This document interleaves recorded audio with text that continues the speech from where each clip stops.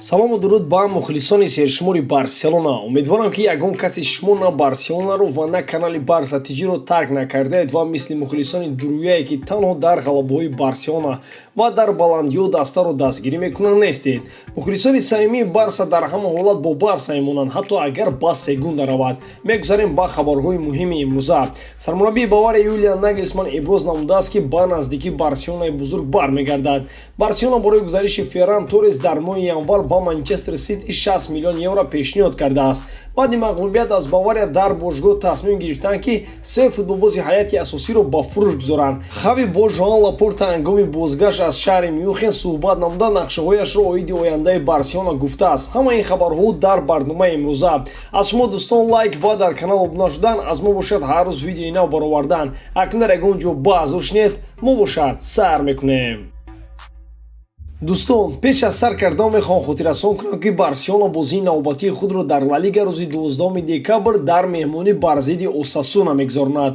Оё шогирдони Хави баъди мағлубияти шармандавор аз Бавария барои ғолибият баромада метавонанд ё ин ки не? Инро мо танҳо дар вақти бозӣ хоҳем фаҳмид. Тамошои бозиҳои Барселонаро ва дигар рақобатҳоро бо 1x метавонед ҷолибтар кунед. Регистратсияи осон, пур кардани маблағ аз тамоми гӯшаву канори дунё ва коэффициентҳои баланд, вале аз ҳама муҳим бонус то $100 дар аввалин пардохт бо промокоди Барса TG. Ссилкаи бозӣ дар комментарияи ин видео. Сармураббии Бавария Юлиан Нагельсман баъди мағлуб кардани Барселона дар мусоҳибаи худ дар бораи вазъи Барселона фикру ақидаҳояшро чунин баён кард: ман фикр мекунам ки онҳо ҳатман бармегарданд. Дар ҳар дуи бозӣ мо арзандаи пирӯзӣ ба даст овардан будем, вале Барселона то ҳол яке аз бузургтарин бошгоҳои футболии ҷаҳон боқӣ мемонад. Барселона яке аз он дастаҳоест ки дорои таҷрибаи калон дар футбол аст ва на танҳо Хави, балки ҳамаи он касоне ки дар Барселона кору фаъолият доранд, мутахассисони касбиам ва онҳо ҳатман метавонанд ки Барселонаро ба ҷои худ баргардонанд. Агар Бавария ҳам 1 миллиард евро қарздор мешуд, аҳволаш мисли Барселона мегашт. Барои барқарор шудан вақти зиёд лозим мешавад, гуфт Юлиан Нагельсман.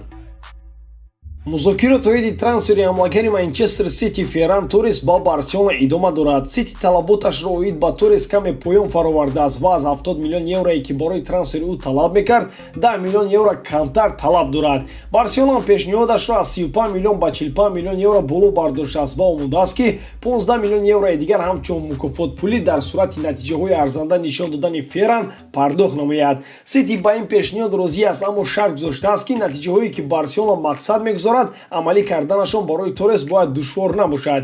Яке аз масъалаҳои муҳими дигаре ки ҳалли худро наёфтааст, ин тарзи пардохт кардани маблағҳо аз ҷониби Барселона аст. Сити мехоҳад ки маблағи аввале ки Барса барои трансфер мепардозад калон бошад, то ки онҳо зуд ивазкунандаи Торресро ба даста оварда тавонанд. Вале Барселонаи камбағал хоҳиш дорад ки маблағҳоро кам-кам ва оҳиста-оҳиста пардохт кунад ки дар роҳ пулҳоро мабодо шамол набарад.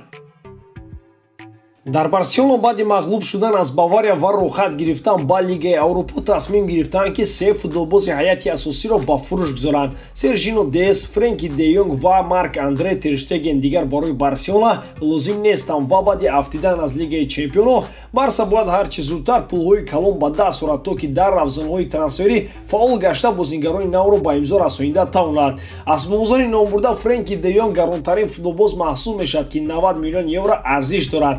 тибқи хабарҳои охир Манчестер Юнайтед аллакай ба Барселона хабар додааст ки барои музокирот оиди гузариши Де Йонг омода аст. ҳамин гуна Бавария низ барои гузариши нимкола ҳамлагар, нимкола муҳофизатгар Сержино Дест зид нест. аз се бозингари номбурда танҳо фурӯхтани Френки Де Йонг иштибоҳи бузург мегардад барои Барселона, зеро бозингаре ки дастааш дар ҳолати бад қарор дорад, бозии хуб нишон додан барояш хеле мушкил мегардад. шумо дар ин бора чӣ фикр доред ва аз кадоми ин се бозингар шумо мехоҳед ки Барселонаро тарк кунад? ҳатман фикрҳои худро дар комментария нависед.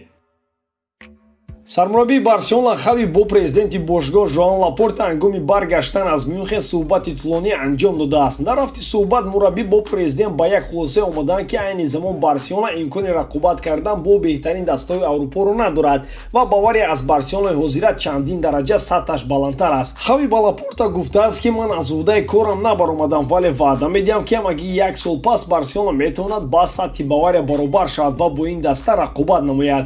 Хави гуфтааст ки то нафар нафаси охирин ба хотири Барселонаро ба қуллаҳои баланд бароварда мубориза хоҳад бурд. Лапорта дар навбати худ ба хави ваъда додааст ки ҳар коре ки аз дасташ ояд барои азнавсозии Барселона анҷом медиҳад ва кӯшиш мекунад ки ҳаятро бо трансферҳои нав қавитар созад ки ҳарчи зудтар Барселона барқарор шавад. Вале мо барои хави маслиҳат медиҳем ки ба гуфтаҳои Лапорта зиёд эътимод набандад, зеро агар аз дасти ӯ ягон кор меомад, Барселона ба ин ҳолу аҳвол намеафтод. Ба ҳамин хабарҳои имрӯза тамом дӯстон. Агар хоҳед ки аввалин шуда аз хабарҳои Барселона огаҳ шавед, ба Телеграм ва Инстаграм канали мо обуна шавед. Дар он ҷо шумо метавонед аз дилхоҳ гапе ки дар Барселона аст хабардор шавед. Ссилкаи Инстаграм ва Телеграм канали Барса тиҷӣ дар описаниyaи ин видео. Ва бахшиш бародарон барои овоз касалиро ба дусеру соз карда намешавад. Ва ман нахостам ки шумо дар канал бевидео монед. ҳазор раҳмат ба диққататон. Хайр, дар паноҳи Аллоҳ.